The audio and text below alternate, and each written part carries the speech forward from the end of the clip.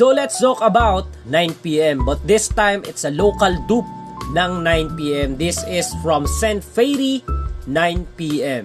So as you can see, apakadami ko kaagad na bawas dito kahit kararating lang nito, since nagkaroon ako ng side by side comparison kung saan ba talaga siya mas malapit. And then I discover that this one is between 9pm and Ram Silver. Alam naman natin na si 9pm is not too much aromatic sa kanyang opening, and si Ram Silver is too aromatic sa kanyang opening.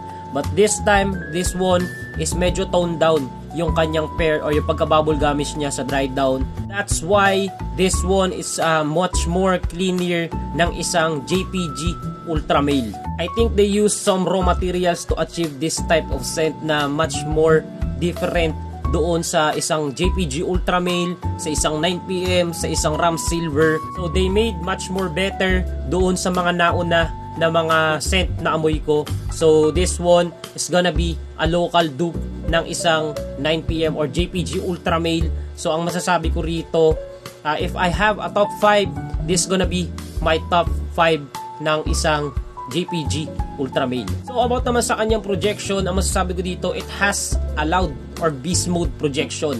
Kung si 9pm, pwede mo siyang spray ng 3 to 6 spray para mas malingasaw ka or mas maamoy ka.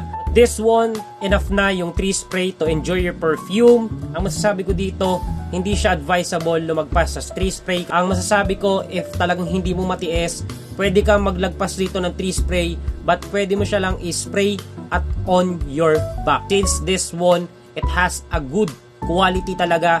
Ang masasabi ko rito, kung i-rate ko talaga to, it's 9.5 out of 10.